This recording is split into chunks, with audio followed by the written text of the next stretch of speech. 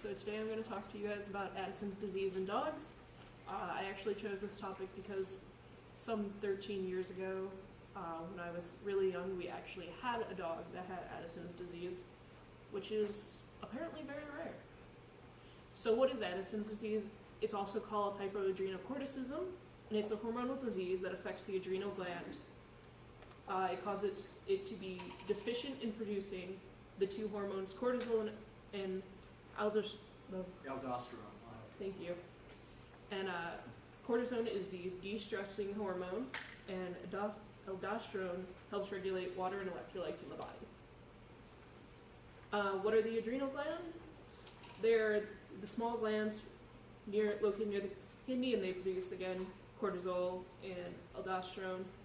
And it's very important because when your pet is stressed, you need to be producing the de-stressing hormone just like any human, because it could cause very bad things to happen to your body, like strokes if you're very stressed, which is actually what happened to my dog.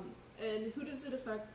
It's a relatively rare disease in dogs, and it occurs a lot less commonly than its opposite condition, which is Cushing's disease, which is overproduction of cortisol, which I've also had a dog that's had. And it's more common in middle-aged female dogs around the age of 4.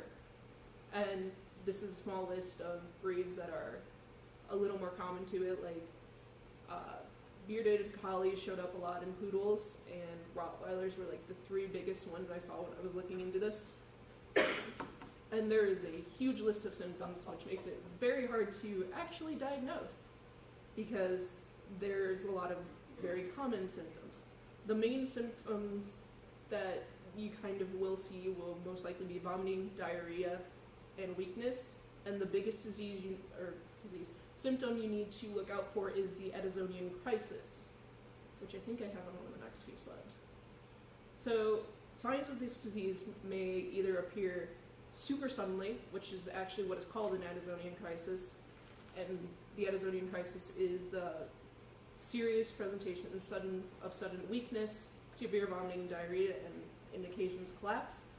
And if your dog ever has that, obviously immediate medical attention is the best thing for it. Do not try and take care of it on your own. But they can also occur very intermittently and very just kind of waxing and waning, not always being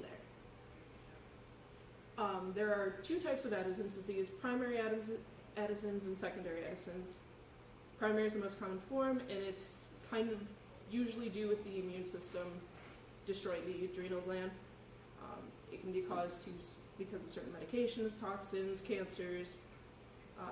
It may also result from using the drug to cure Cushing's disease too much, and that will actually destroy some of the adrenal tissue, which will result in a deficiency.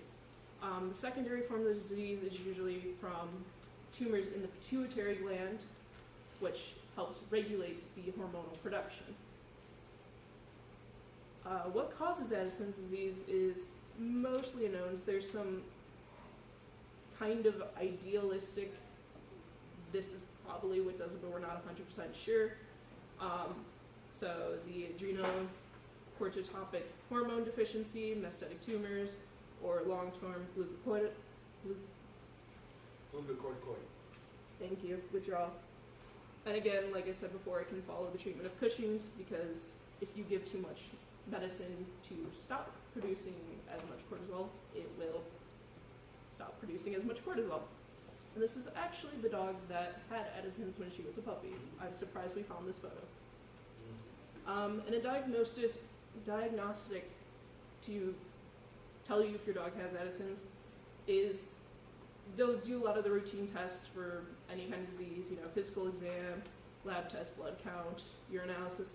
But the biggest test, the one that will most likely tell you for sure if your dog has it, is the ACTH stimulation test, which is where they eject some ATH into the body. ACTH, I am so sorry, into the body, and then if doing so causes it to respond and produce more cortisol, which is what that does, then it's probably not Addison's, but if it doesn't, your dog probably has Addison's and is not producing, even with this kind of boost. And a lot of the times it is found during the Addisonian crisis. So the Addison's disease is not a curable disease, which is rather unfortunate. And like I said, any sudden severe episodes are medical emergencies, but your dog will most likely live through it once you get the immediate medical care. When they're diagnosed with this treatment, they will be on hormone injections and medication their entire rest of their life, and your vet will be constantly watching to make sure that your dog's producing and everything is going smoothly. So what's it like living with Addison's disease? Your dog will be most likely going to the vet about once a month to get a hormone injection, unless you get really good about doing it at home, get used to it, and they will be taking a daily steroid every single day. And it's usually recommended to do blood work to make sure everything is running smoothly, yearly blood work, sorry. And majority of them will live a normal, healthy life beyond having to take medicine every day and go to the vet every month, which is where it gets a little expensive going to the vet every month. Yeah. And there's your references. Now, you had one dog with Addison's. Did it live long enough to treat it and all that stuff, or? We found out when she was like 7 or 8, and then when she was 10, she had a stroke and had to be put down. Okay. So, kinda. Okay, yeah, kind of. Questions, comments? It's a general disease. I always think of Cushing's as crushing. In my mind, that's too much of this stuff. That's how I remember it. And then Addison, I guess I just thought of this mnemonic device. We need to add something. How's that? That's pretty good. All right?